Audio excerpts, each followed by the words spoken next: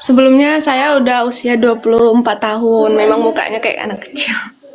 Oke, Nggak apa-apa tadi deh. pertanyaannya apa, Bu? Biar lengkap saya tanggapin tentang jawaban dari Bapak tadi. Ya, pertanyaannya, kalau Kristen ini yang udah meninggal sekarang, itu ditempatkan di mana?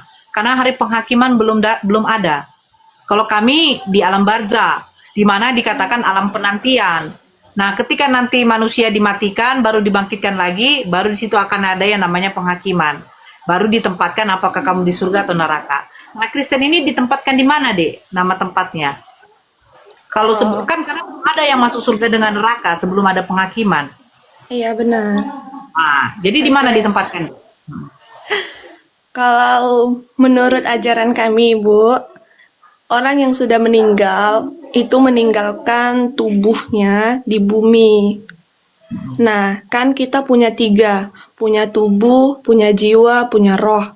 Nah, setelah tubuh kita mati, tubuh kita, kedagingan kita itu tinggal di bawah tanah. Setelah itu roh kita itu diangkat. Diangkat ini dia menunggu penghakiman berikutnya. Nah, menunggu penghakiman ini dia nggak ditempatkan di surga, dia nggak ditempatkan di neraka. Karena apa? Karena kalau ajaran kami, Bu, dia menunggu hari, menunggu kedatangan Tuhan yang kedua. Ini menurut ajaran kami ya, Bu. Iya, iya, iya. Menunggu kedatangan Tuhan yang untuk kedua kalinya, karena pertama kali dia sudah datang, kita menunggu kedatangan Tuhan yang kedua kali. Nah, di sini bahkan orang yang hidup pun akan terangkat, dan disitulah di hari itulah semua dihakimi. Contohnya, kamu layak nggak ke surga, kamu layak nggak ke neraka selama masa hidupnya di bumi gitu. Ya. Maksud saya begini, Dek. Kan roh itu terpisah dari jasad, itu betul. Roh terpisah dari jasad dikatakan sudah mayat, mati, ya kan? Nah, yang saya tanya ini, rohnya ini ditempatkan di mana? Gak mungkin dong rohnya akan gentayangan, Dek. Enggak, Ya kan? kalau Ini rohnya itu, Ibu, kalau rohnya itu nggak gentayangan. Orang kita nggak mempercayai hal yang gentayangan. Yang gentayangan itu tuh menyerupai lebih ke kayak ke setan, ke iblis gitu. Roh itu tuh udah pasti roh meninggalkan bumi. Dan di kemana rohnya? Bukan ke surga, bukan ke neraka, tapi memang udah tidak ada di bumi. Nah, nanti di hari terus penghakiman, roh-roh tadi baru dihakimi. Karena kita ke surga itu bukan bentuk tubuh, dihakimi tapi rohnya bentuk apa? roh. Aduh, Apa, Bu? Dek, kan nanti ada hari kebangkitan. Hari kebangkitan kan yang dibangkitkan bukan roh, tetapi jasad. Enggak. Siapa bilang yang dibangkitkan jasad, Bu? Yang dibangkitkan itu rohnya. Karena di Di roh surga, mati kalau di dong. ajaran... Apa, Nggak, Bu? sebentar dulu, Dek. Kalau kamu mengatakan yang dibangkitkan itu roh, berarti rohnya mati dong. Bukan. Kan yang diangkat ke surga itu roh, bukan dibangkitkan. Dek, pahami ya, Dek ya. Apa Roh itu katanya? enggak... Yesus akan menghakimi orang yang hidup dan orang yang mati. Dan akan ada hari kebangkitan, Dek. Yang dibangkitkan ini pasti yang udah mati. Yang mati ini adalah jasad, Dek, bukan roh. Memang iya, Ibu, Yesus akan Nah, menghakimi orang yang hidup dan yang mati. Maksudnya, orang yang mati udah pasti punya roh, dan roh itu hidup, itu satu. Dan nah, orang yang yang dibangkitkan hidup, ini apa? Yang dibangkitkan ini apa? orang yang mati dan yang hidup akan di...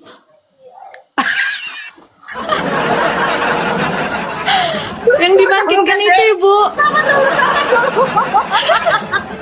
Sabar Iya, dulu deh, saya sabar sudah kita pelan-pelan. bingung. Gak apa kita bingung lah. Heeh. Karena yang Ibu, dibangkitkan itu adalah jasadnya, sama seperti Yesus. Yesus kan bangkit. Yesus bangkit Yesus itu yang bangkit bangkit. adalah jasadnya, Yesus bukan rohnya, bangkit. Dek. Bukan, Ibu, makanya pada saat Yesus bangkit itu orang nggak bisa, orang pada saat dia bangkit dia menunjukkan dirinya ke murid-muridnya. Murid-muridnya itu udah nggak bisa nyentuh dia karena dia udah berbentuk roh. Ya, Dek, Bu. yang nyentuh dia si Thomas, Dek. Thomas hanya melihat, Bu. Lihatlah kata Tuhan, Thomas lihatlah tanganku menyentuhkan. yang... Masukkan tanganmu ke lubang ini. Adek nggak baca Bibelnya? Bacalah.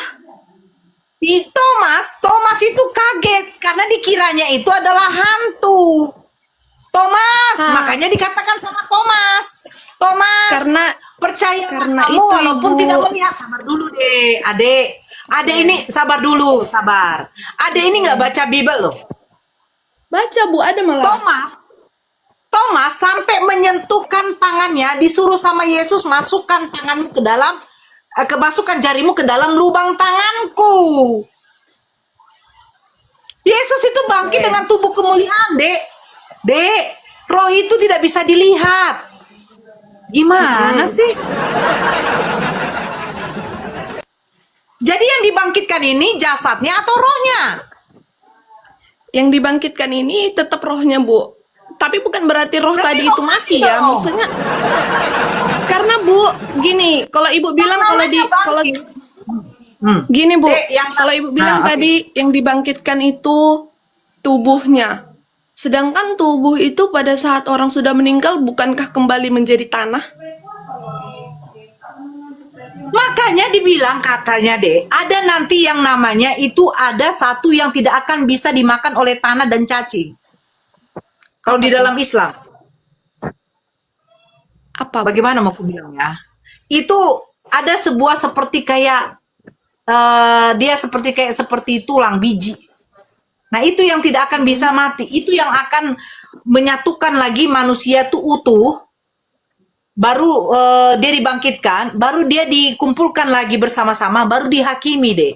Kalau kamu katakan roh itu dibangkitkan, berarti kamu membilangkan roh itu mati.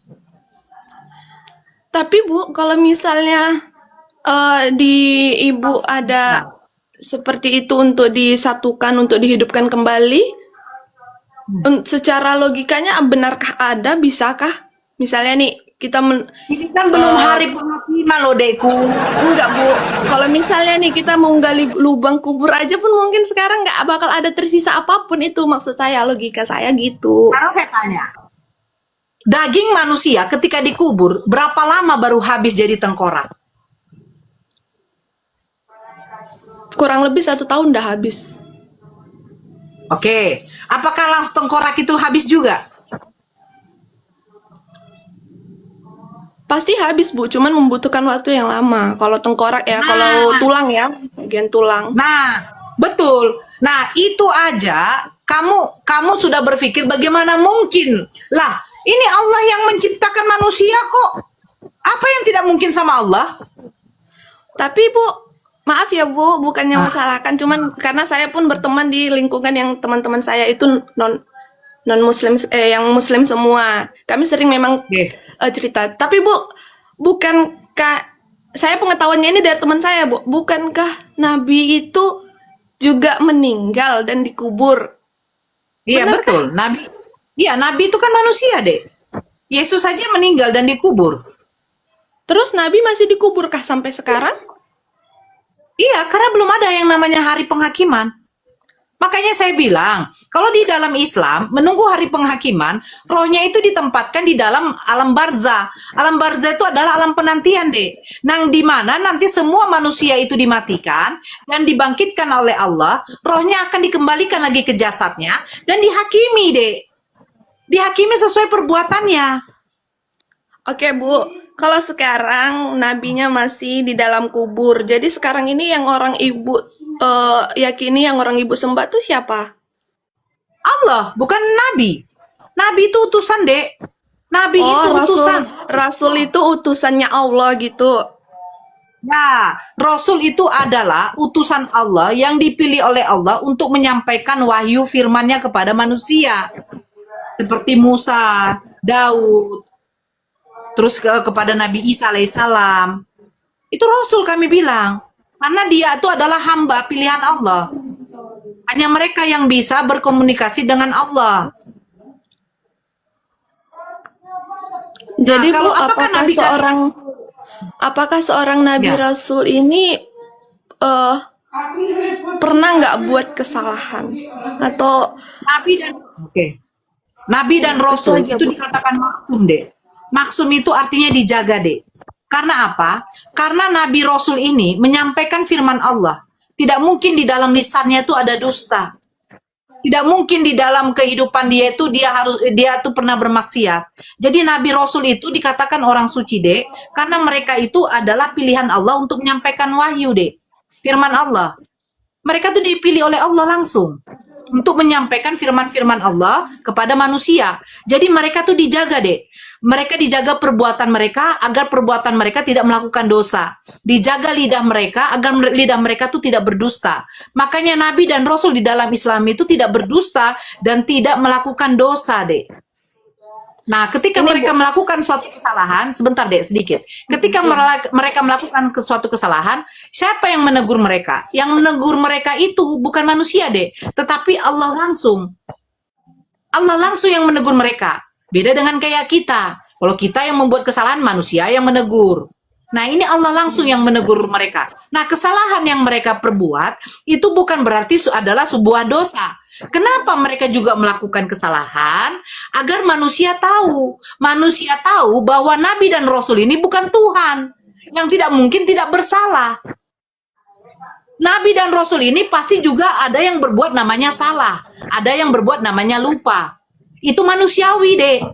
Tetapi apakah mereka membuat suatu dosa yang fatal? Tidak. Mereka dijaga. Tapi kalau kesalahan yang tidak menjadikan dosa, itu mereka lakukan. Kenapa? Biar mereka itu dinilai sama orang-orang, mereka itu adalah manusia biasa.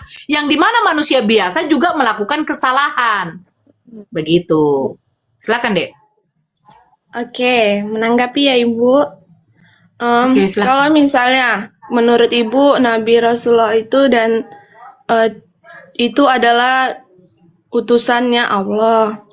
Nah, kalaupun mereka melakukan kesalahan karena manusia, mungkin yang nggak fatal-fatal kali. Kenapa saya pernah mendengar ya Ibu, saya pernah mendengar Nabi Rasulullah pernah hampir bunuh diri. Itu kan udah termaksud kesalahan yang fatal, Ibu. Bunuh dirinya memang dia nggak bilang langsung bunuh diri, tapi dia pernah ada saya dengar, ini saya dengar ya Bu, makanya saya nanti terus berpikiran begini kalau nggak diluruskan begitu. Katanya dia pernah mau lompat dari gunung, nggak tahu karena apa, karena sedih gitu. Itu kan termaksud ingin bunuh diri. Gimana Bu? Benarkah itu atau tidak? Begini, Dek.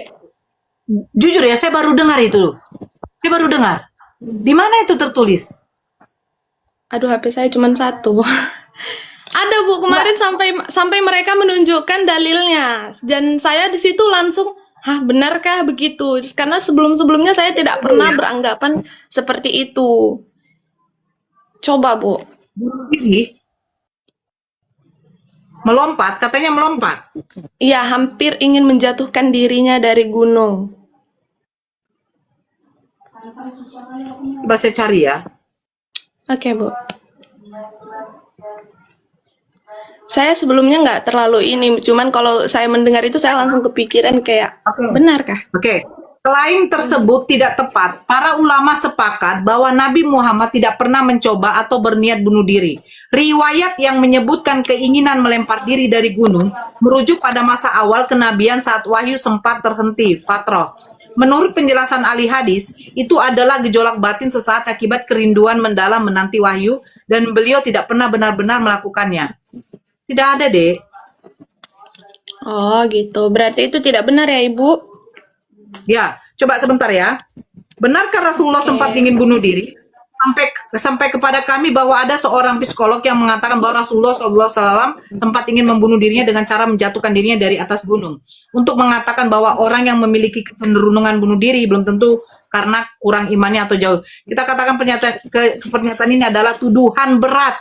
Nah, pernyataan ini adalah tuduhan berat terhadap Rasulullah Shallallahu Alaihi Wasallam dan perendahan terhadap beliau. Karena bunuh diri adalah dosa besar dalam Islam. Dan jika benar demikian akan menjadi dalil Rasulullah SAW merupakan pribadi yang rapuh dan tidak kuat kepribadiannya. Sehingga bagaimana mungkin menjadi contoh yang ideal dan teladan terbaik. Ini konsekuensinya jika kita membenarkan pernyataan di atas. Pernyataan di atas juga muncul karena sikap terlalu cepat mengambil kesimpulan dari teks hadis tanpa melihat kepada keterangan para ulama dan tidak mau merujuk kepada para ulama dalam menjelaskan masalah agama.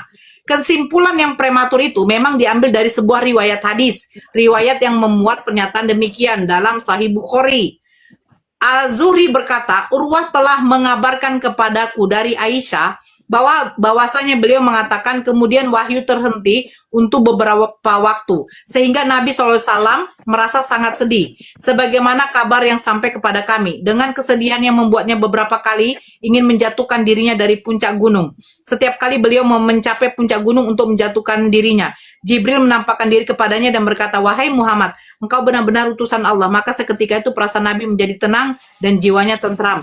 Kemudian beliau kembali. Namun jika wahyu terhenti lagi dalam waktu yang lama, beliau kembali ingin melakukan hal yang sama. Dan setiap kali beliau mencapai puncak gunung, Jibril menampakkan diri kepadanya dan mengucapkan hal yang sama.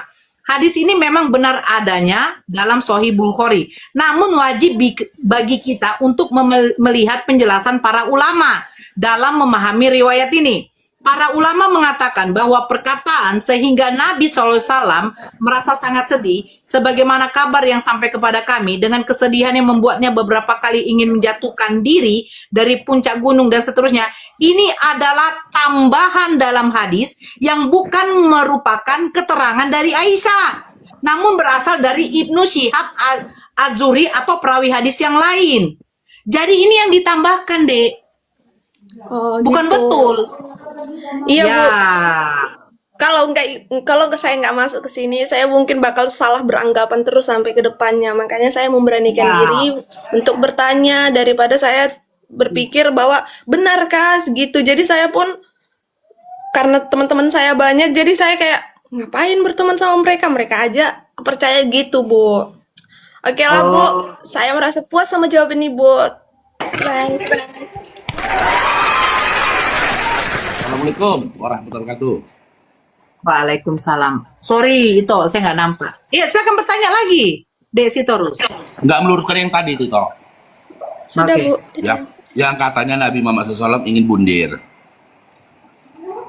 Itu framingan, mana dia? Udah turun. Nggak apa-apa, nggak apa-apa. Itu lanjut aja. Itu framingan dari para pembenci Islam. Itu framingan. Di dalam matan hadis itu tidak ada Nabi Muhammad SAW mengatakan dia ingin membunuh, dia ingin bunuh diri, nggak ada. Tapi zaman itu ya jarak setelah wahyu pertama turun, ya dalam surah Al-Alaq, Iqra bismi rabbikal ladzi khalaq, ayat pertama sampai kelima. Setelah itu lama bahwasanya Al-Qur'an wahyu turun, nggak turun lagi.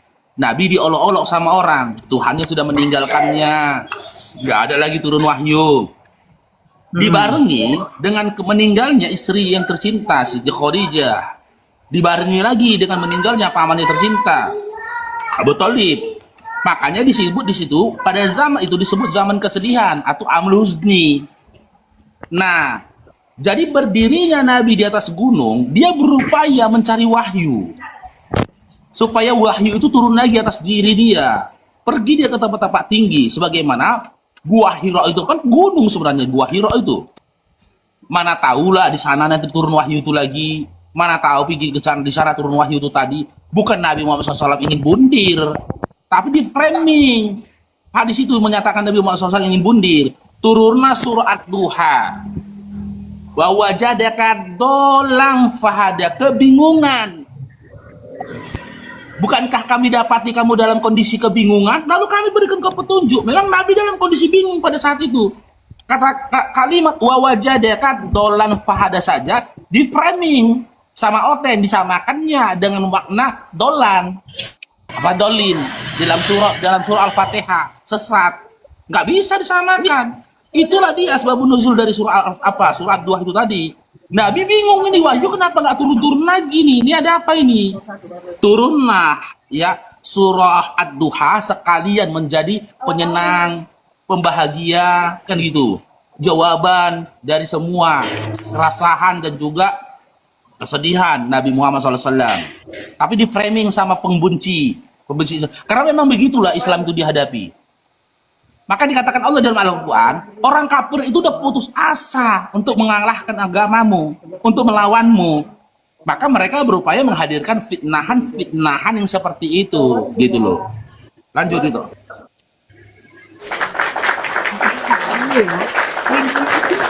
G20 kalau Kristen langsung buka kameranya, kalau Islam silakan turun.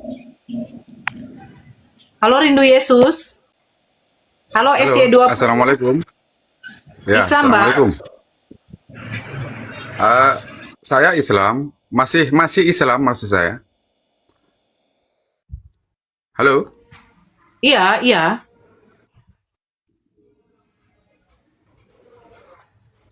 oh, oke maaf, saya awam ya, awam maksud saya awam dalam TikTok ini ya. Tapi saya sering melihat nonton video-videonya Mbak Nora, benar ya Mbak Nora. Kemudian nonton debat-debat lintas agama dan sebagainya, yang kemudian justru menambah saya itu lahir tahun 81. Umur saya sudah 40 lebih ya, 45 tahun. Dan sepanjang hidup saya itu, saya kayak nggak nyaman ya. Kayak nggak nyaman, kayak nggak, dalam hidup saya itu kayak nggak menemukan iman saya yang sesungguhnya gitu. Entah karena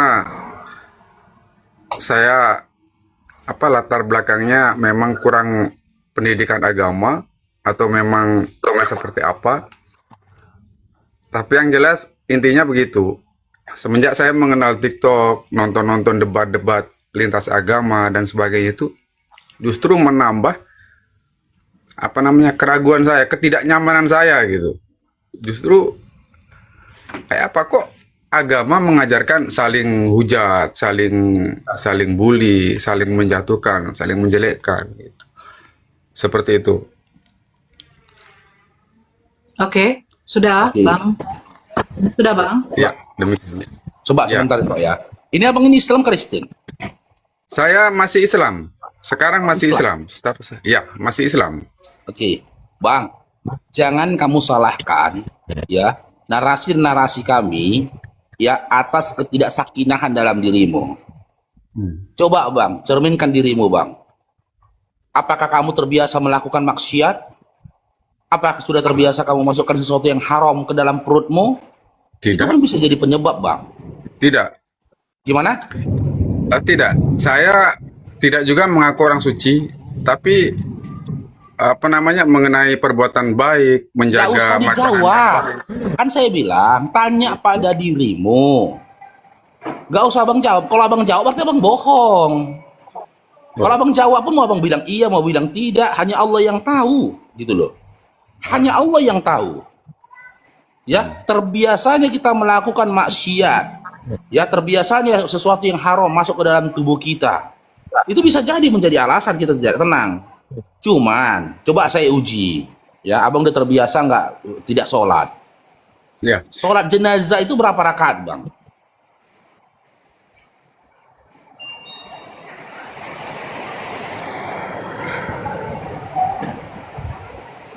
dua rakaat.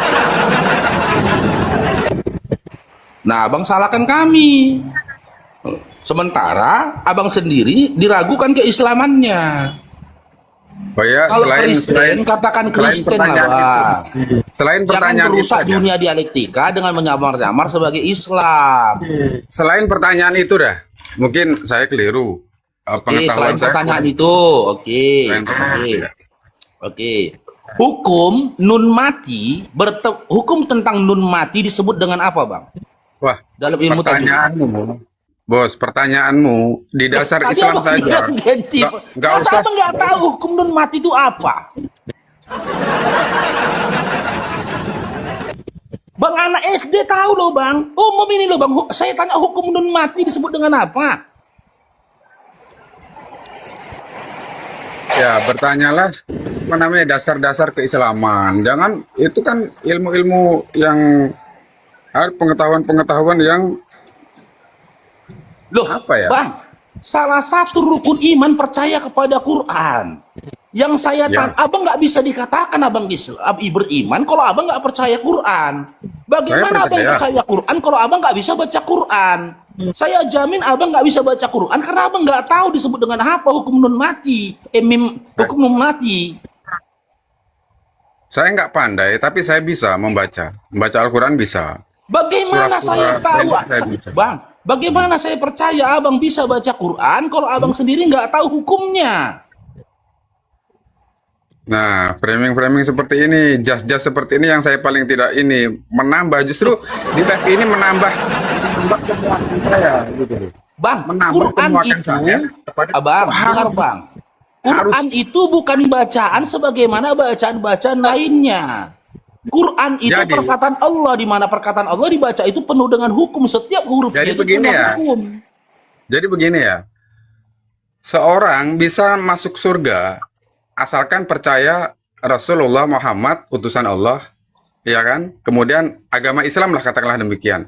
Dan selain daripada itu semua masuk neraka, benar ya? Katanya Abang begitu dapat ya, benar data ya? dari mana? Loh, Mbak Nora, saya mengikuti Mbak Nora ini dari tadi pagi loh. Sejak pagi tadi. Waktu ngobrol pertama. Abang dapat pemahaman dari mana? Abang bilang bisa baca Quran. Kalau abang terbiasa baca Quran, abang nggak akan dapat literasi itu. Di dalam Al-Quran, Bang, innalladzina amanu, innalladzina amanu, innalladzina amanu. Orang-orang yang beriman. Makna dari orang yang beriman itu, ya, makna dari orang yang beriman itu percaya kepada Allah. Dan pada setiap, kalau abang bilang cuman percaya kepada Allah juga Nabi Muhammad SAW masuk surga, bagaimana dengan umatnya Musa? Bagaimana dengan umatnya Isa? Bagaimana dengan umatnya Yahya, Zakaria, Ibrahim? Bagaimana? Masuk neraka, berani abang mengatakan? Nggak kayak Berarti gitu. statementnya Mbak Nora tadi keliru dong. Waktu ngobrol berdua sama Mas. Makanya bang, abang simak konteks pembicaraannya. Ketika umat Nabi Muhammad SAW yang berbicara begitu, masuk surganya orang beriman sesuai dengan syariatnya Nabi Muhammad SAW.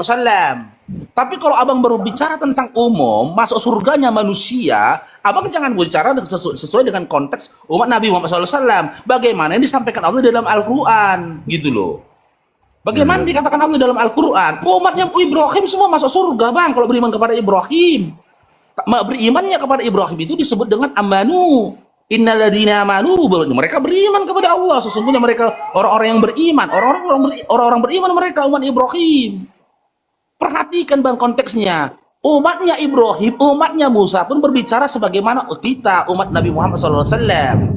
Beriman pada Allah, percaya kepada Nabi kami, kata umatnya Musa. Percaya kepada Musa, masuk surga. Tapi yang menjadi poin umum untuk seluruh manusia, beriman kepada Allah. Hidup di zaman siapa dia? Hidup di zaman Nabi Muhammad SAW, beriman kepada Allah dan percaya kepada Nabi Muhammad SAW. Hidup di zaman siapa dia? Di zamannya Yahya, beriman kepada Allah, percaya kepada Yahya. Begitu bang. Abang lihat konteks pembicaraannya. Yang ngomong kan umatnya Nabi Muhammad SAW. Melawan siapa? Melawan orang kafir. Begitu bang. Terkadang bang Rindu, terkadang ya, bukan yang ngomong yang salah, tapi yang mendengar yang salah, karena dia salah memahaminya. Dia langsung mengambil keputusan, menyimpulkan omongan orang lain tanpa disiplin ilmu yang ada pada dirinya. Itu yang salah bang. Makanya kita jangan dulu menghakimi dan juga menyimpulkan perkataan seseorang sebelum kita melakukan konfirmasi kepada dia. Bang, Iyalah. intinya Begini begini. bang, sebentar. Hingga Sebentar, setua ya. ini, Mbak Nora, Ya, sebentar, Mbak Nora, Bang. tunggu dulu. Bang, ya, Saya sebentar semakin dulu. penat. Ya sabarlah dulu. Saya pemilik komal ini, sabar. Itu Ya. statement dari Bunda Nora katanya. Saya meluruskan, saya berbicara kepada Bang Henry. Yang dimana Bang benar, Henry benar. bilang, yang melakukan amal kebaikan itu yang masuk surga. Saya bilang, bagaimana dengan Ya. ateis? Bagaimana dengan Kristen, orang kafir? Mereka juga melakukan kebaikan. Tetapi apakah mereka juga akan masuk surga? Bukan poin amal kebaikan itu yang membuat masuk surga, kan itu saya bilang. Tetapi ketika kau Ya, Bang. menyembah kepada Allah dan mengimani Rasulullah sebagai Rasul Allah, itu kau baru poin bisa masuk surga. Nah, kalau abang katakan, katanya hanya berimanlah, memang betul yang bilang itu Faru. Bagaimana zamannya Nabi Musa? Bagaimana orang-orang yang belum mendengarkan tentang Nabi Muhammad? Yang mendengarkan tentang Nabi Muhammad, kalau dia tetap tidak beriman kepada Nabi Muhammad sebagai Rasulullah, itu yang baru dikatakan masuk neraka. Itu, kamu sudah mendengar tentang Nabi Muhammad, kamu sudah pernah melihat Nabi Muhammad di zamannya itu ya, terus kamu tidak beriman kepada Nabi Muhammad sebagai Rasulullah, itu baru. Tapi orang yang belum pernah mendengarkan Nabi Muhammad, dia beriman kepada Nabi selain daripada Nabi Muhammad yang diutus oleh Allah, baru dia juga tetap masuk surga. Itu poinnya beda, Bang. Saya berbicara kepada Bang Henry. Jangan membawa seperti itu. Begitu. Kan tadi seperti itu ya, Bang Henry ya? Iya, jadi gini ya, Bang Rindu ya, sedikit saya tambahkan ya. Makanya di dalam surah Al-Maidah 48 dikatakan diturunkan Al-Qur'an itu ya membenarkan atau menjadi hakim terhadap kitab-kitab terdahulu. Untuk mudah dipahamin itu, Bang, untuk mudah dipahamin itu, Al-Qur'an ini atau umatnya Nabi Muhammad SAW ini menguliti umat yang terdahulu. Muncullah segerombolan manusia, segudang manusia, seisi bumi manusia di atas bumi ini. Turun Al-Qur'an. Umatnya Nabi Muhammad SAW ditanya, muncul kepada bertemu sama manusia. Kau umat siapa? Umatnya Musa, silahkan. Kau umat siapa? Zakaria, silahkan. Kau umat siapa? Isa, silahkan. Kau umat siapa? Ibrahim, silahkan. Kau umat siapa? Yesus. Siapa Yesus? Siapa Yesus? Ini yang dihakimi sama Al-Quran. Siapa Yesus? Kata Al-Quran. Yesus itu begini. Siapa itu? Cerita dari mana kau dapatkan itu? Cerita dari ini. Cerita dari mana kau dapatkan itu? Pernahkah Allah Subhanahu wa taala menurunkan wahyu menceritakan sebagaimana yang kau ceritakan? Tidak ada. Berarti kau yang dikatakan Allah di dalam Al-Qur'an menjadi hakim lagi Al-Qur'an. Apa itu? Dalam surah Al-Hajj ayat 8. Dalam surah Al-Hajj ayat 8 jadi hakim lagi Al-Qur'an. Apa kata Al-Qur'an? Kamu akan menemui sekumpulan orang yang membantah Allah tanpa ilmu, tanpa petunjuk, tanpa wahyu. Kamu orangnya rupanya ketepak, dicampakkan dia. Itu Al-Quran, Bang. Gitu loh. Kau umat siapa? Umat Musa, neraka. Nggak kayak gitu. Kau umat siapa? Ibrahim, neraka. Nggak kayak gitu. Karena apa? Konsep umumnya tahu beriman kepada Allah melalui Musa, beriman kepada Allah melalui Zakaria, beriman kepada Allah melalui Ibrahim, Daud, Yakub, seluruh para nabi sebelumnya. Beriman kepada Allah melalui siapa? Yesus. Nggak dikenal, nggak ada wahyu atas itu. Nggak ada dikenal beriman kepada Allah melalui Yesus. Karena tidak dikenal beriman kepada Allah melalui Yesus, maka bisa jadi imanmu ini disebut dengan din kulli. Apa itu din kulli? Kalau Islam din Islam. Lawan dari din Islam di zaman Nabi Muhammad SAW disebut dengan din kulli. Din kulli itu apa? Din yang berlawanan dengan Islam. Maka lihat ciri-ciri mereka. Lihat ciri-ciri mereka. Nah, kamu selaku seperti ini. Seperti apa ibadahmu? Seperti ini. Tak pernah diajarkan. Seperti apa syariatmu? Nggak ada syariat. Cukup kami beriman. Kan gitu. Dengan informasi disampaikan kepada kami, maka kami masuk surga. Ini nggak pernah diajarkan para nabi. Gitu loh. Nggak diajarkan para nabi. Al-Quranlah yang akan mengkulitin semua itu, Bang.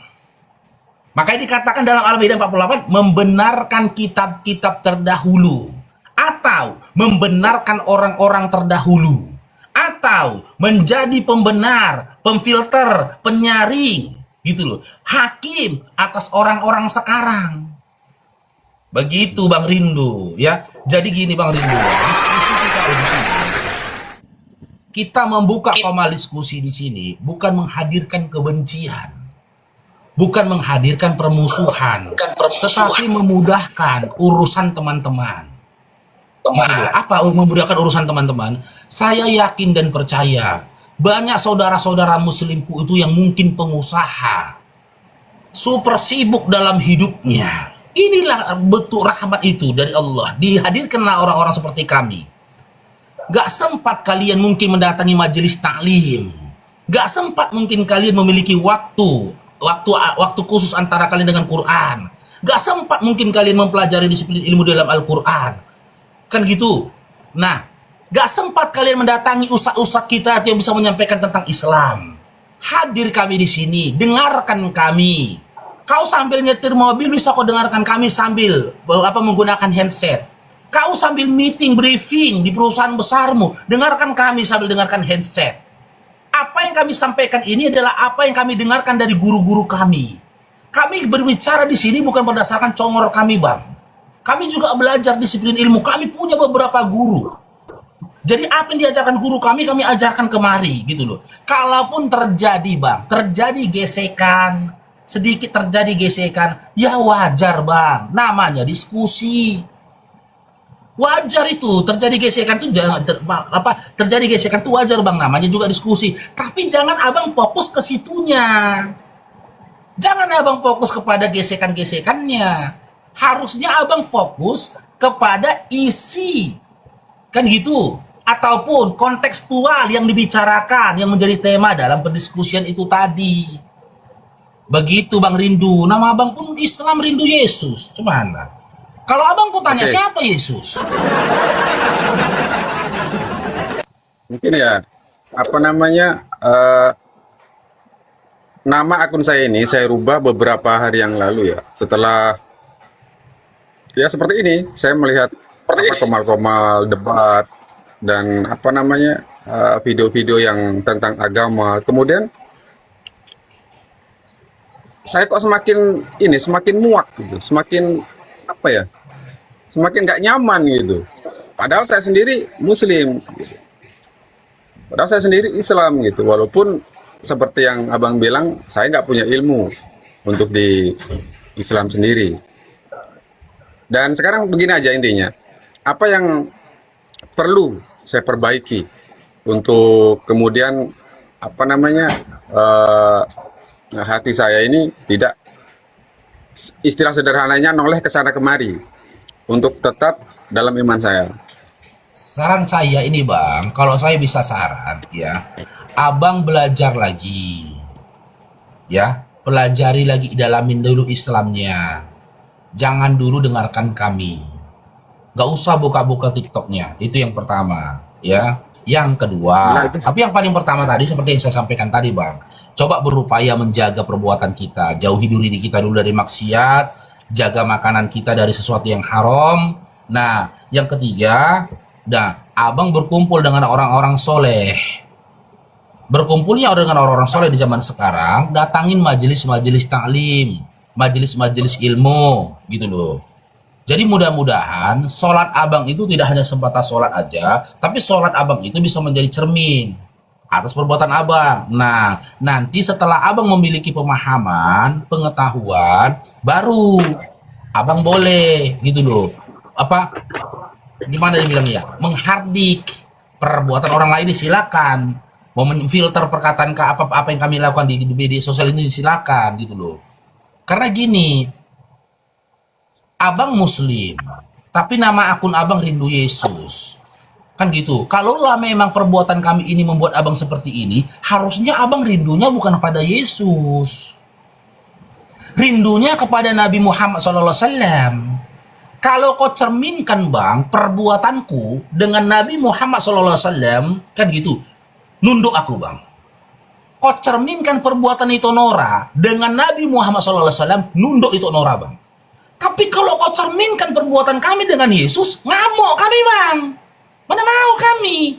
Kami akan tanya ke Abang, siapa Yesus? Yesus itu siapa? Bagaimana dengan melihat perbuatan kami dan okelah aku ikutin. Abang marah dengan perbuatan kami. Abang anggap perbuatan kami salah. Abang rindunya sama Yesus. Apa rupanya yang pernah diajarkan oleh Yesus ke Abang? Gitu loh. Apa? Abang sendiri nggak tahu kalau aku tanya. Menurut Abang Yesus itu siapa? Bang Rindu. Kalau apa namanya, sejak saya lahir hingga saat sekarang ini, yang saya tahu Yesus itu nabinya Allah. Di mana Allah memberitahu kepadamu Bang pernah mengutus nabi dan rasul bernama Yesus, Bang? Di mana tertulisnya, Bangku? Di mana coba? Nah, sekarang satu poin lagi yang saya tangkap. Sekarang ini, satu poin lagi. Statement Anda mengatakan bahwa tidak pernah, Al-Quran mengajarkan bahwa Allah menurunkan nabi atau rasul yang Isa atau Yesus itu. Jangan Satu lagi samakan, poinnya. Bang. Nggak boleh. Abang masa mau menyamakan Nabi Isa disalam sama Yesus?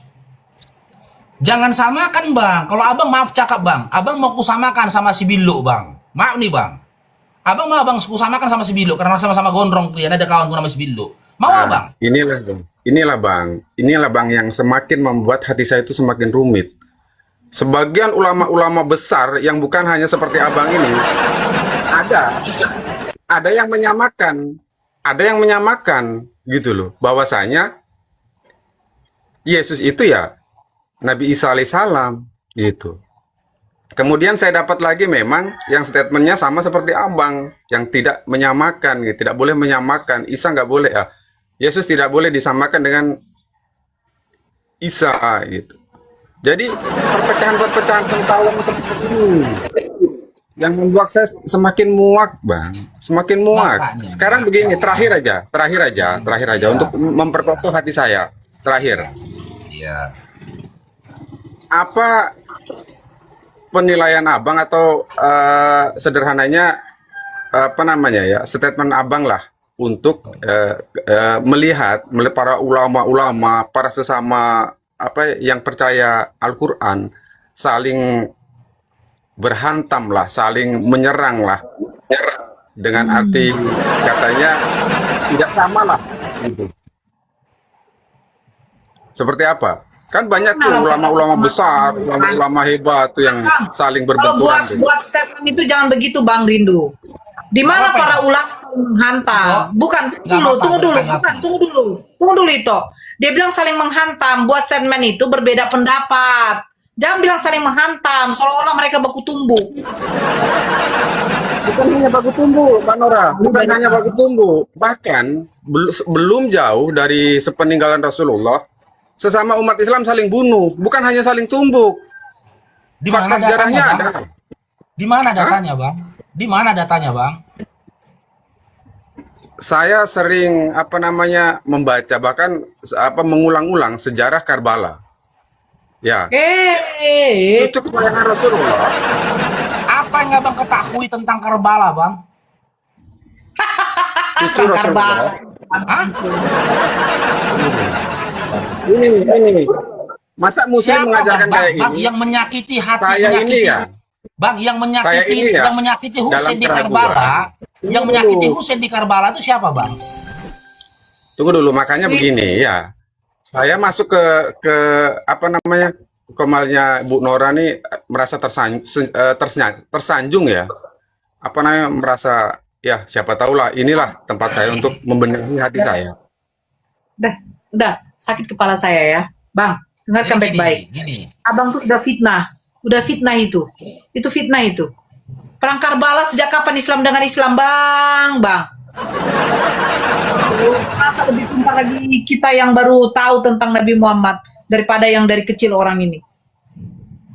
Belajar makanya, jangan sampai di depan sekolah itu dipagar. Karena gini, Bang, Abang Rindu ya, dengar ya. Ati Allah, ati Rasul, ati ulil amri. Itu ketetapan hukum dari Allah, ya. Jadi Muawiyah itu, ya, leluhur dari orang-orang yang membunuh Husain di Karbala, ya, sesaat setelah Ali bin Abi Thalib itu diangkat menjadi khalifah, mereka tidak menerima kepemimpinan Ali. Orang-orang di zaman itu yang tidak menerima kepemimpinan Ali, tidak mau tunduk kepada Ali, apakah pantas dikatakan Islam? Masih bisa mereka dikatakan Islam? Gak bisa lagi, Bang. Itu sudah sunatullah, udah hukumnya. Jangan abang katakan Islam sama Islam. Itu yang pertama. Yang kedua, kalau Islam sama Islam, Bang, kenapa Husain cuma sendirian?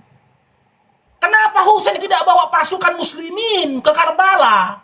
Itu bukan perang, tapi pembantaian. Kalau itu perang, Bang, harusnya dari kelompok Muawiyah itu bawa pasukan. Betul dia bawa pasukan kan? Dan dari kelompok Husain dia bawa pasukan.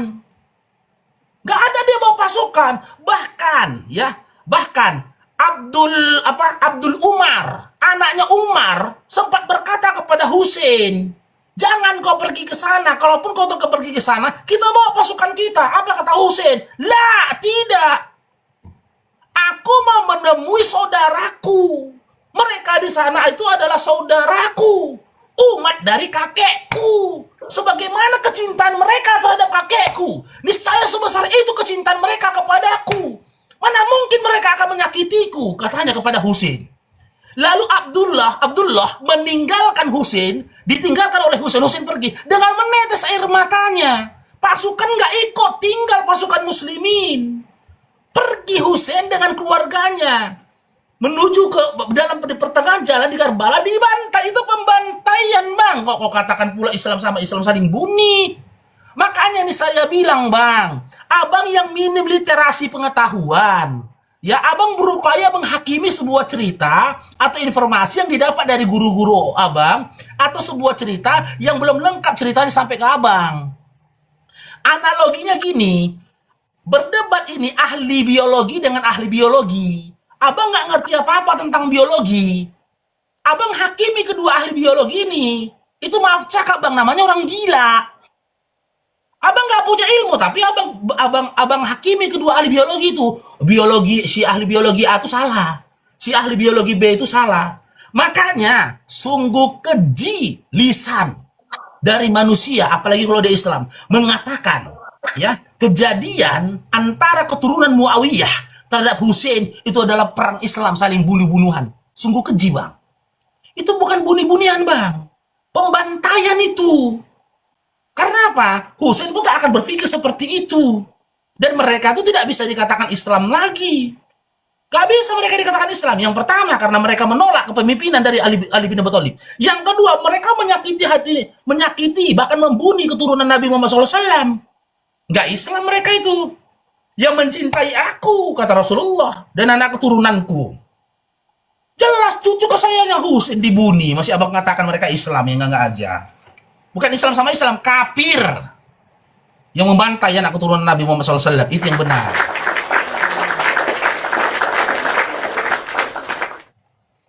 Jangan begini ya. Saya kalau lisan saya tidak tahu tentang sesuatu tuh saya diam, Bang. Saya perbaiki diri saya sama Allah. Perbaikilah dulu dirimu sama Allah. Perbaiki dulu ibadahmu. Niscaya kamu tuh akan mendapatkan yang namanya ketenangan. Bagaimana mungkin kamu memunjat begini, sementara ibadahmu kepada Allah saja belum beres. Makanya kalau mau curhat itu jangan sama manusia, Bang, sama Allah. Apa keluh kesah hidupmu sama Allah? Nanti Allah jawab. Jawabnya melalui siapa? Ya mungkin melalui manusia. Abang menjat itu namanya. Terus fitnah itu. Saya tidak suka yang namanya fitnah-fitnah. Kalau tidak tahu tentang cerita Nabi, tidak tahu tentang cerita keturunan Nabi, itu diam, Bang. Bertanya saja. Abang bilang saya baca dari buku ini, baca dari buku itu, baca dari... Tidak pernah ada buku yang membenarkan kalau memang dia betul-betul ya, seorang ahli sejarah ya. Tidak akan pernah ada buku yang membenarkan bahwa cerita tentang Sayyidina Husain itu adalah perang agama. Islam dengan Islam, tidak pernah, Bang. Makanya kalau abang baca, ketika malaikat Jibril memberikan kain kafan, cuman satu yang tidak ada kain kafannya, itu malaikat Jibril itu sampai menangis loh, Bang. Karena Sayyidina Husain itu tidak dapat kain kafan. Itu loh, kalau cerita tentang Karbala itu, Masya Allah, itu sedih kita dengarnya. Satu ini, Bahkan ditebas loh. Ini satu itu ya, biar Bang Ridho Yesus ini kalau memang Muslim tahu dia cerita tentang sebenarnya. Satu-satunya perang yang pernah terjadi antara umat Islam dengan umat Islam lainnya, antara umat Islam yang dipimpin Ali bin Abi Thalib dengan umat Islam ya yang mendukung Aisyah istri Rasulullah SAW, disebut dengan perang Jamal. Tapi perang ini perang bukan seperti yang kita bayangkan. Tahu arti perang Jamal, Bang? Perang kasih sayang. bertemu di medan perang, tapi Ali bin Abi Thalib memberikan ketentuan jangan menyakiti. Makanya disebut dengan perang Jamal. Gitu loh. Kenapa itu terjadi? Karena adanya fitnahan yang diterima oleh Aisyah terhadap Ali bin Abi Thalib. Itu yang pertama. Yang kedua, miskomunikasi. Surat dari Ali bin Abi Thalib itu belum sampai kepada Aisyah. Ali bin Abi Thalib mempersiapkan diri, mana tahu terjadi serangan dari sana, dari kubu yang mengompor-ngompori Aisyah. Benar terjadi penyerangan, surat belum nyampe. Padahal surat itu yang disampaikan Ali itu menjadi jawaban yang dikasihkan Ali kepada Aisyah terhadap fitnah yang disampaikan kepada dirinya. Tapi Ali tetap mengatakan, yang di depan itu adalah saudaramu, saudara seiman seakidahmu, kata Ali. Nah, bahkan di dalam perang itu, tandunya Aisyah itu dilindungi. Dilindungi tandunya Aisyah. Diharapkan Aisyah harus ketemu sama Ali. Ali harus bisa menemui Aisyah supaya bisa meluruskan fitnahan dari orang munafik yang berupaya membenturkan Ali dengan Aisyah. Bertemu. Akhirnya bertemu dengan cara apa? Dengan cara yang sangat romantis, Bang. Keren sekali. Strategi perangnya dari Ali itu seakan menyerang musuh tapi melindungi Aisyah dan juga pasukannya. Diangkat tandunya Aisyah, dibawa menemui Ali bin Abi Thalib, baru terluruskan. Yang lainnya nggak ada, Bang. Itu fitnahan dari orang-orang kafir, Bang, yang berupaya memojokkan Islam dengan mengatakan Islam sama Islam itu saling bumi. Umar yang segitu keras aja nggak pernah melakukan hal seperti itu, Bang. Terkecuali dia bagian dari orang-orang munafik, gitu loh. Mengaku Islam tapi berupaya menyesatkan, itu baru. Sekarang pertanyaan saya gini, Bang. Kenapa Abang bikin nama akun Abang Rindu Yesus? Gitu loh. Menurut Abang, Yesus itu siapa? Di mute itu, Bang. Tunggu. Bukankah sudah saya jelaskan tadi bahwasanya dampak dari kemuakan saya. Kalau saya Islam, Bang, demi Allah saya Islam. Iya, Kalau terus kenapa Abang tidak rindunya kepada Nabi Muhammad SAW, malah rindunya sama Yesus? Karena Kenapa? masa harus diulang-ulang lagi? Ini berapa orang yang nonton live ini? Berapa orang? Ribuan, ya kan? Masa Abang saya harus belum ulang jawab loh, lagi? Bang. Sudah Abang berapa belum kali jawab. saya jawab? Iya, Sudah berapa jawabannya kali? apa? Kenapa Abang bikin rindu Yesus bukan bikin rindu Nabi Muhammad SAW? Gini, saya itu semakin muak, semakin tidak nyaman, katakanlah demikian, dengan banyaknya tayangan sesama Islam, sesama Muslim yang saling hujat, yang saling fitnah itu. Nah, kemudian saya merubah nama saya karena memang terbersit dalam hati saya itu, saya ingin menggali ke sebelah itu seperti apa. Apakah ada kenyamanan buat saya di sebelah begitu. Itu memang tujuan saya. Dan tadi dari tadi sejak tadi saya itu nengok ininya roomnya Mbak Nora nih. Kemudian kok sempat saya dengar katanya Mbak Nora seseorang yang percaya akan Rasulullah Muhammad, kemudian Al-Quran atau Islam lah katakanlah, itu pasti masuk surga. Kemudian yang lain itu enggak. Itu kan kayaknya nggak masuk di logika saya. Masa Tuhan yang kata Ya untuk zaman sekarang iya, Bang. Jadi Bang, orang untuk baik, zaman sekarang enggak, Bang.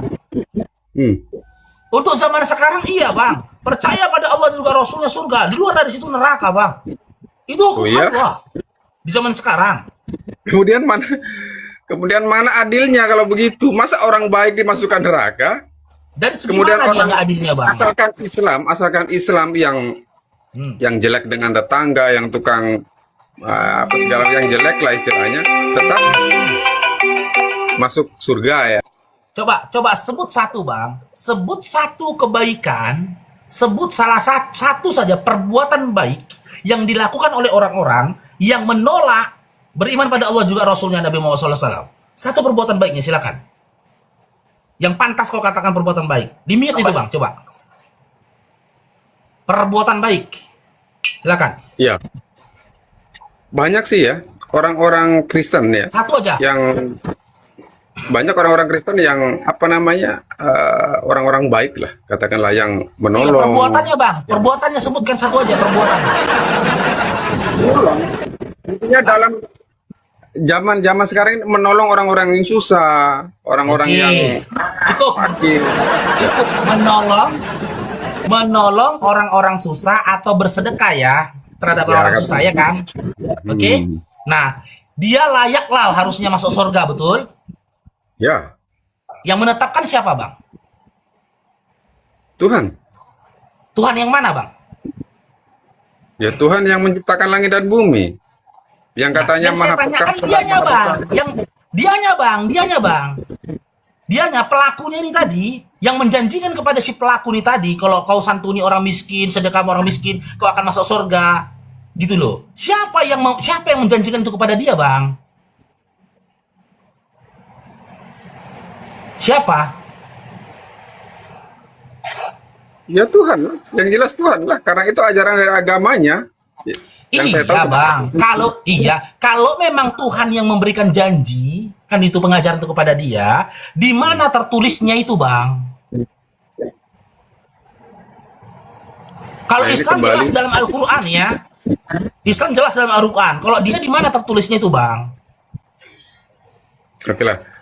Apa namanya? Begini saja. Untuk Nah, apa namanya? itu abang berupaya menentang hukum Allah tanpa pengetahuan. Bukan. Andaikan bang, andaikan Nggak ada ini niat bang, seperti dengar itu. bang ya, andaikan dia, sabar dulu bang, andaikan dia bahagian dari orang-orang Kristen yang mempercayai Bible bang, di dalam Bible nggak ada perintah kayak gitu bang. Gak ada dikatakan, percayalah kau kepada Yesus sebagai Tuhan, bersedekahlah kau, maka kau akan masuk surga. Gak ada.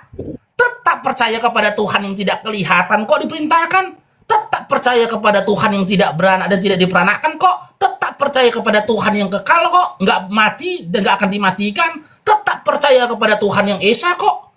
Gitu loh. Nah dia berbuat baik, masuk surga siapa yang katakan? Gak ada. Gitu loh. Samanya, abang yang salah memahaminya.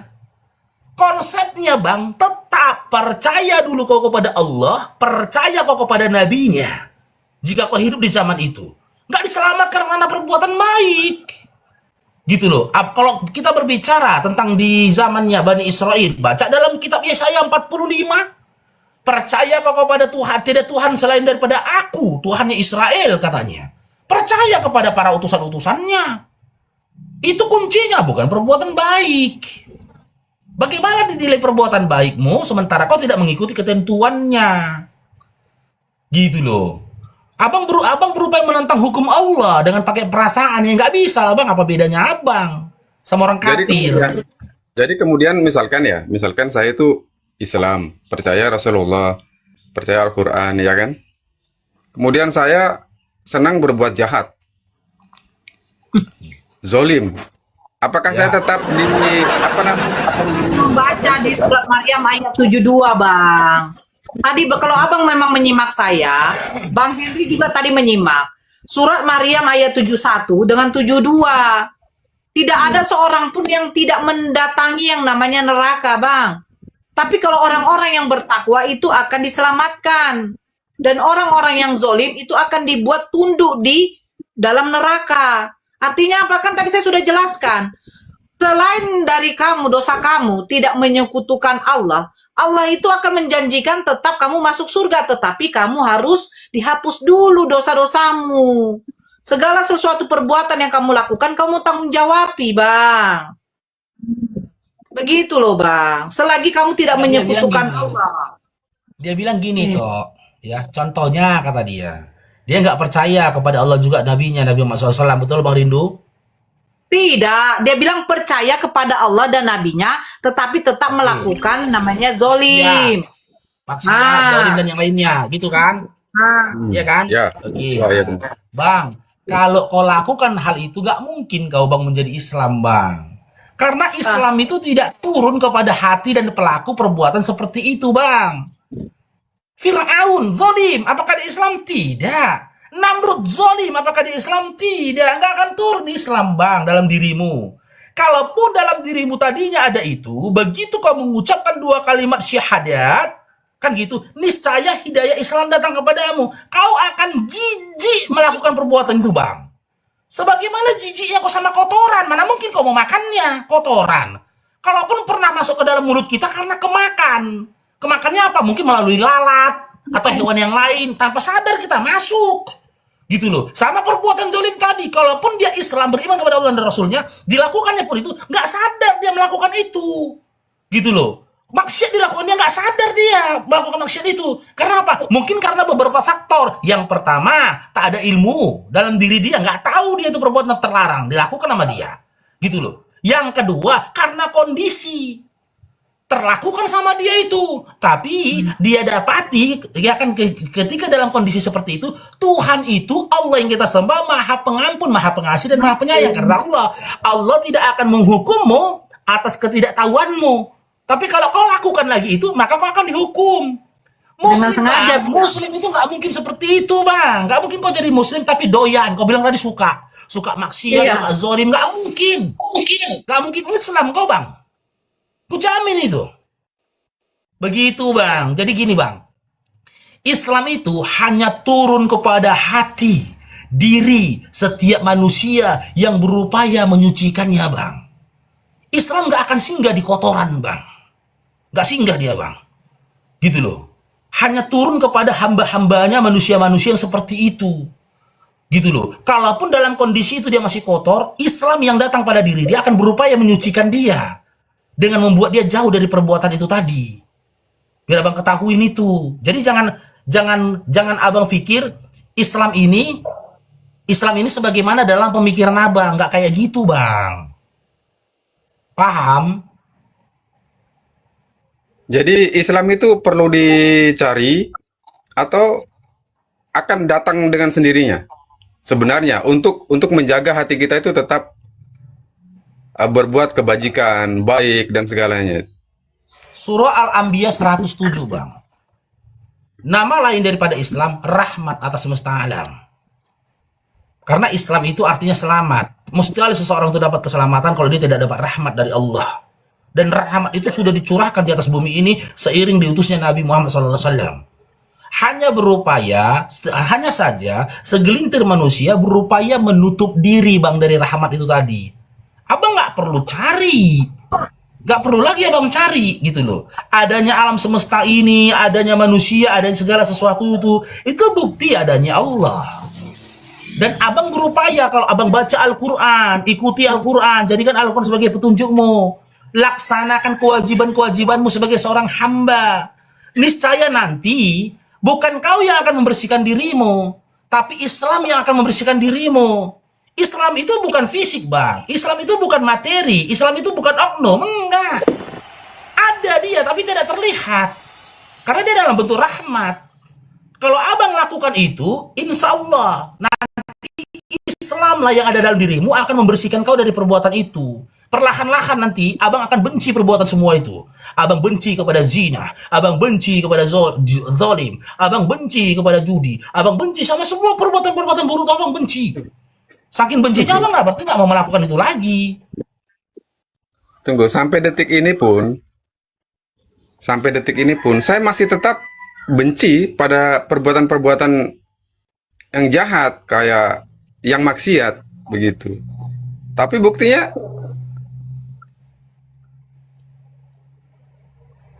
nyatanya kau barusan menghakimin, Bang. Abang hakimi kami para apologet. Abang hakimi hukum Allah. Abang bilang Abang gak bermaksiat. Gimana? Abang tadi hakimi hukum Allah. Abang katakan, masa orang baik gak bisa masuk surga meskipun dia bukan Islam? Kan gak adil. Abang ciptaan loh. Abang hakimi hukum Allah. Sementara Abang diciptakan oleh Allah. Itu bukan sebuah kemaksiatan, Bang. Itu kekafiran lagi, Bang. Itu kekafiran. Apa kata Allah? Kalau kau tidak jalankan perintah, kalau hidup kau di atas bumi ini tidak sesuai dengan, tidak berdasarkan perintahku, hukumku, kata Allah, kafir kau. Sama kau seperti orang kafir. Setelah itu Abang ngomong, aku tidak begitu, aku benci begitu. Padahal barusan Abang mengakui melakukan lebih parah daripada itu. Abang sendiri mengatakan tadi kan, nggak adil. Masa ada orang yang bukan Islam, nggak percaya kepada Allah juga Rasulnya, ketika dia berbuat baik nggak bisa masuk ke surga, kan nggak adil. Wah, itu luar biasa, Bang. Terus abang bilang abang nggak benci dengan perbuatan maksiat itu tadi. Ya nggak percayalah kami. Omongan abang aja berubah-ubah kok. Belum lagi 1 hari, baru 3 menit udah berubah omongan abang. Baiklah, terima kasih kepada Abang juga Bu Nora ya atas waktunya. Tapi poinnya saya belum dapat apa-apa. Saya belum dapat apa-apa. Walaupun tadi saya sangat Bang, senang waktu Bang Rindu, saya sedikit aja, Bang. Bang Rindu, saya sedikit aja. Jadi begini, Bang. baik. Kita jangan menjat atau menghakimi seseorang, Bang.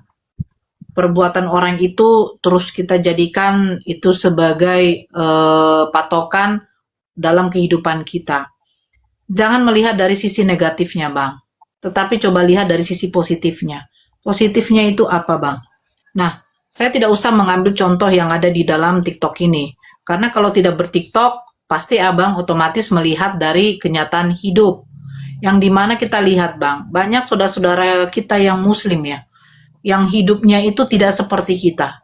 Ada saudara-saudara kita yang di luar sana menginginkan kehidupannya seperti kita, Bang. Banyak itu anak-anak yang di pinggir jalan sana menginginkan kehidupannya seperti anak-anak lain, yang dimana mungkin mereka pengen sekolah, atau mereka pengen makan 3 kali sehari, tetapi mereka tidak dapat itu. Jangan dilihat dari yang sekarang ini, Bang.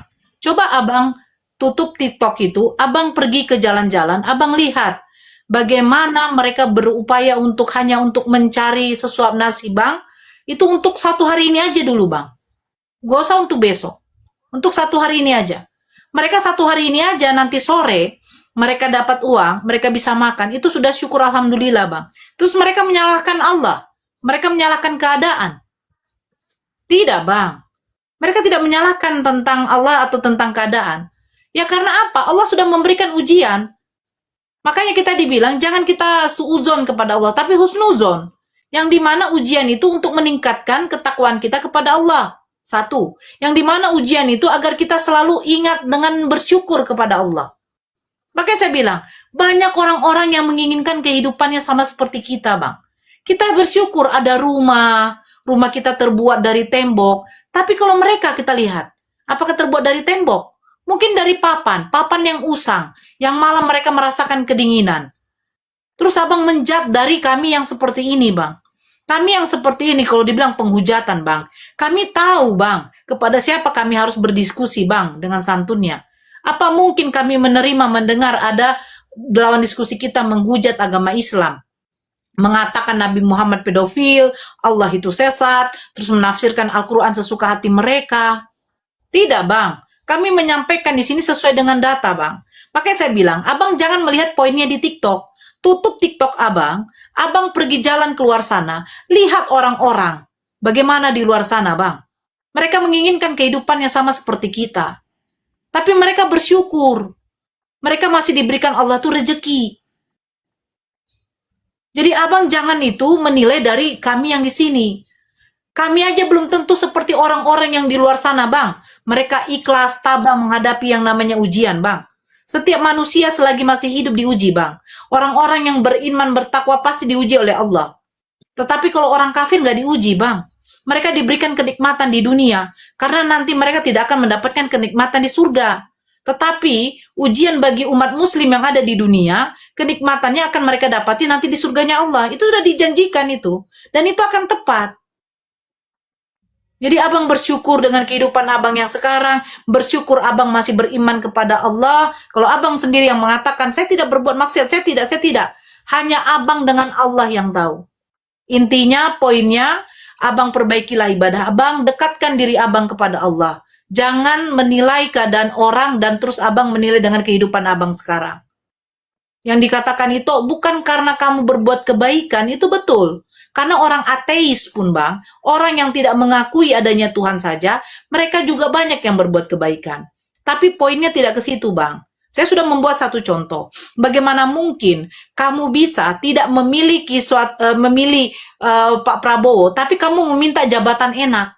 Bagaimana mungkin kamu tidak menjadikan Allah satu-satunya Tuhan dalam hidupmu, terus Nabi Muhammad sebagai Rasulullah, terus kamu meminta surganya Allah? Jadi bukan berbuat kebaikan, Bang. Orang kafir berbuat kebaikan. Ateis pun berbuat kebaikan. Tetapi poin bukan kebaikan yang membuat kamu masuk surga. Tapi kamu mencintai Allah, melakukan perintahnya, takwa kepada Allah, mengikuti apa yang dilakukan Nabi Muhammad, nah pasti kamu akan masuk surga. Karena apa?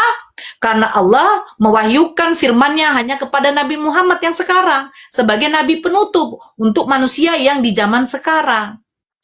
Taati Allah, ikuti Allah, beriman kepada Allah, percaya kepada Allah, ikuti Nabi Muhammad, niscaya kamu akan masuk surga dan dosa-dosamu akan diampuni. Itu sebenarnya, Bang.